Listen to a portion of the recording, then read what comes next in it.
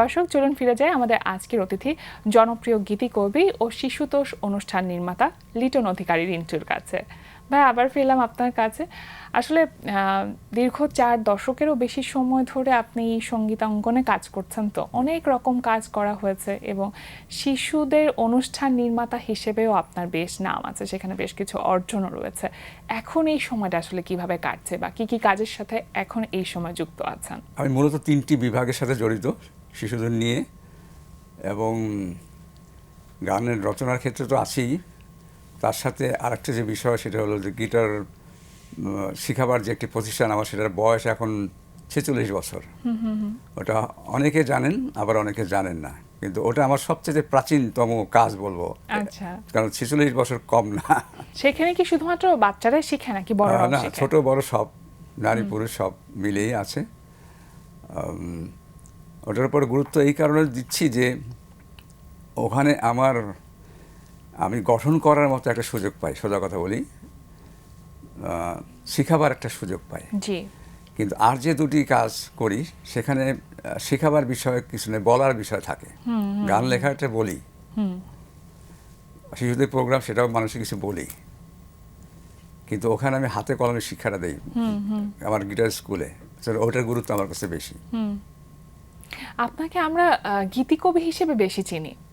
মানে আপনি আমাকে অনুষ্ঠান শুরুর আগে বলছিলেন যে আমি যতগুলো কাজ করি তার মধ্যে গীতিকবি এই ব্যাপারটাকে আমি সিরিয়ালে 3 নম্বরে রাখি, থার্ড পজিশনে আমার কাছে। মানে এটা কেন? আমি আমার কিছু জিনিস আমি শিশুদের বলি বা তরুণদের বলি, আমি দিয়ে যেতে পারছি, যেটা তারা ক্যারি করতে পারবে। আচ্ছা। কিন্তু আমি একটা শিশুদের প্রোগ্রাম, এটা কেউ ক্যারি করবে না। একটা গান লেখা, এটা কেউ ক্যারি করবে না। সে তার নিজস্ব সৃষ্টি নিয়ে থাকবে। আর এখানে সে যতদিন বেঁচে থাকবে অন্তপক্ষে বলবে যে না, উনি আমার শিক্ষক ছিলেন, আমি ওনার কাছ থেকে কিছু শিখেছি, কিছু রেখে যেতে পারছি। হ্যাঁ। কিন্তু যদি আমরা একটু পিছনের দিকে তাকাই, যে আমাদের দেশে অনেক জ্ঞানী গুণী, অনেক নির্মাতা ছিলেন এবং আছেন, তারা যখন পৃথিবী থেকে চলে যান তা আমরা কতটুকু স্মরণে রাখি।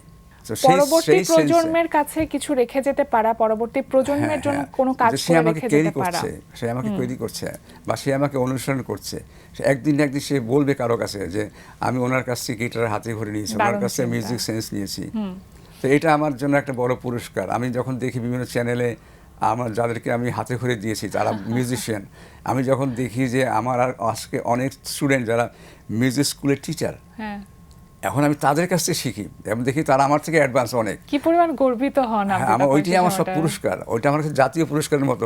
কারণ যখন আমি দেখি যে আমার একটা স্টুডেন্ট এখন বড় হয়েছে এবং সে শিক্ষকতা করে এবং নামি দামি প্রতিষ্ঠানে, এইটা আমার কাছে সবচেয়ে গর্বের বিষয়।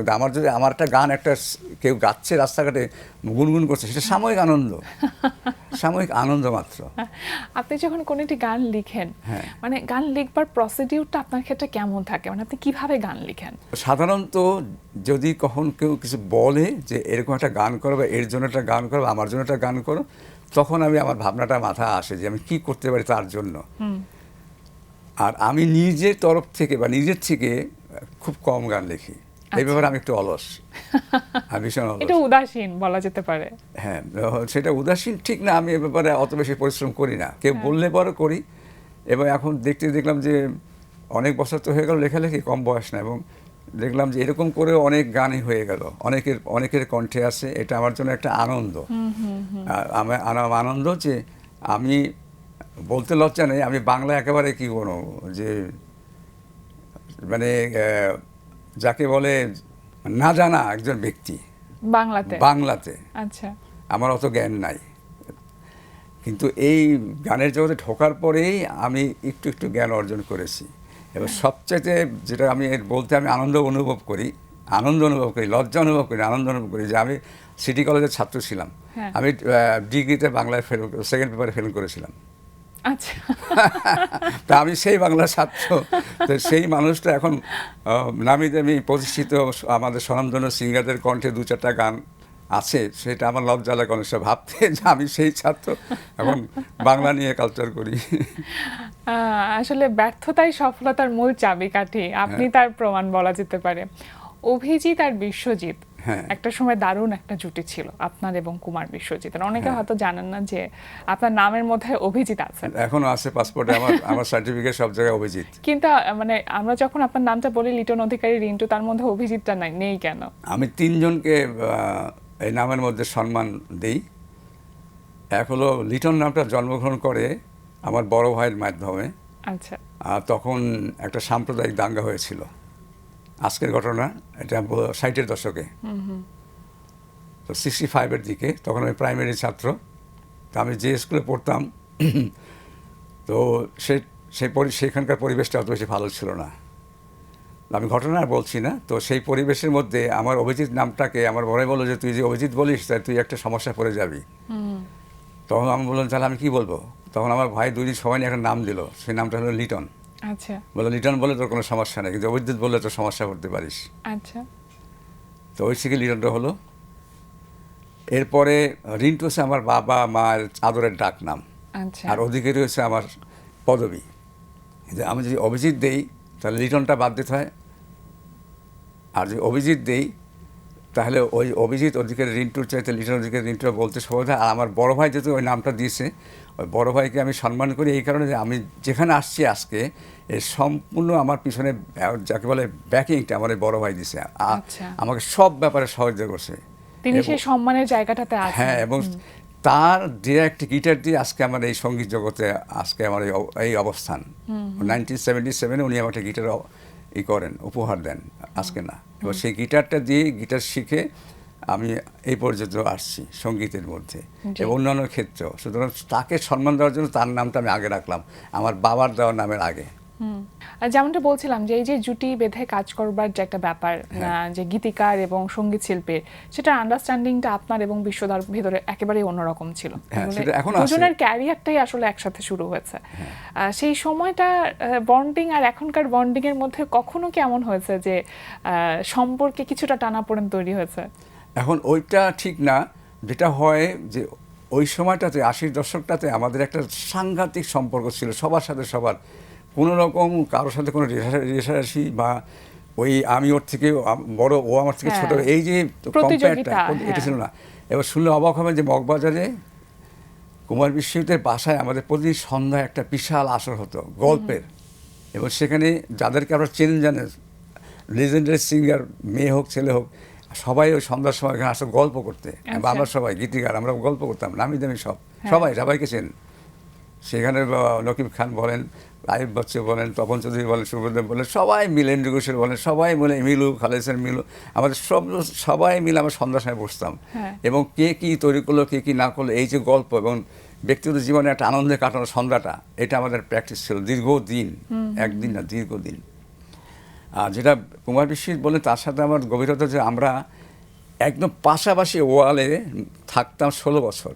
আচ্ছা। মানে ওয়াল টপকে রাতে যাওয়া আসা করতাম আমি, এরকম সম্পর্ক ছিল। এবং মগবাজারে আমরা না হলে 30 বছর কাটালাম মগবাজারে, এবং বিয়ের আগ পর্যন্ত।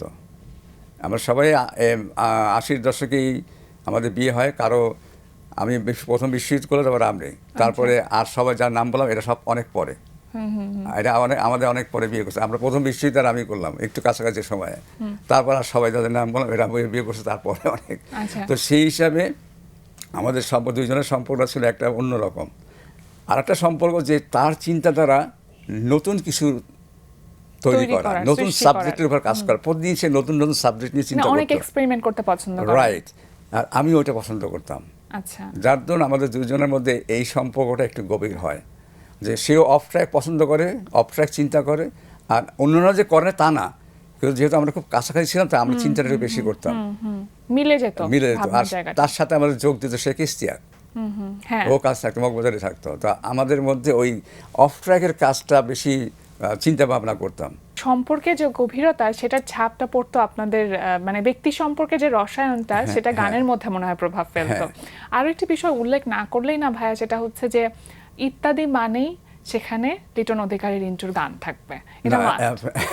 এটা আমি মানি না, সবারই গান থাকে, হয়তো আমি একটু বেশি করে ফেলেছি একটা সময়, এখন অবশ্য ওই সময়টা হয় না, পারি না।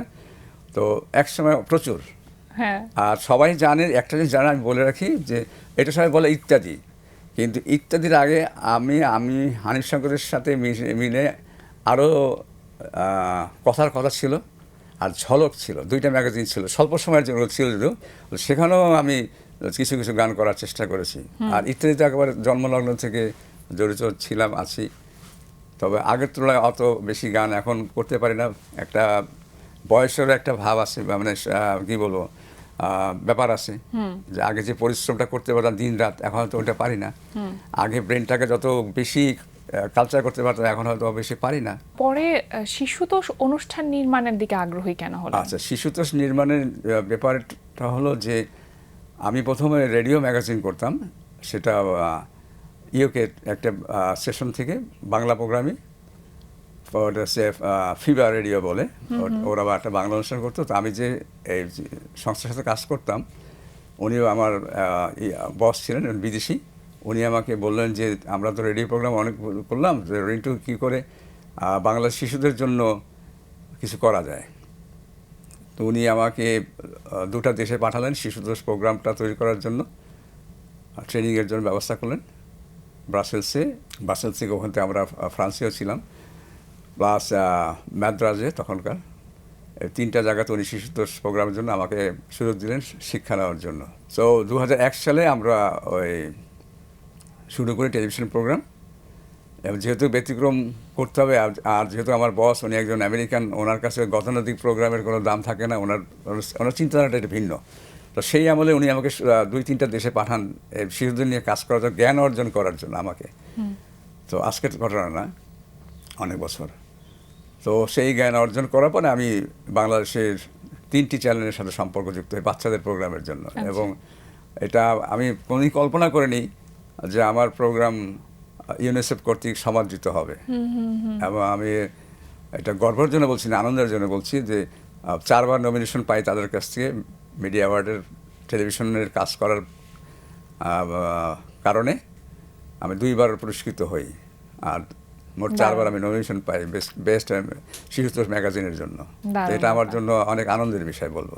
একটি গান যখন গীতিকার লিখেন তখন সেটা গীতিকারের গান থাকে, তারপর যখন সেটা সুর করা হয় সুরকারের হয়ে যায়, সঙ্গীত পরিচালক যখন কাজ করেন সঙ্গীত পরিচালকের হয়ে যায়, এবং যখন সর্বশেষ সঙ্গীত শিল্পী সেই গানে কণ্ঠ দেন তখন সেটা সঙ্গীত শিল্পীর গান হয়ে যায়। অনেক সময় হয় গীতিকারের নামটা অগোচরেই থেকে যায়, খুব একটা সামনে আসে না। আচ্ছা, ভালো একটা জিনিস।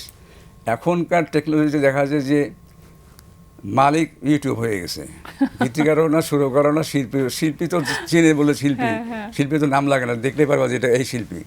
কিন্তু একেবারে মানে রিসেন্ট ঘটনা, আমার আর আমাদের গুরুজন পরম শ্রদ্ধ সুরকার সত্য শাহ অনেক বছর আগে আবিদা আপার জন্য গান করলাম। ওনার স্টুডিও অফিসটা ছিল রাজমণি সিনেমা হলের পিছনে। তো সারাদিন বসে আমরা 4টা গান করলাম।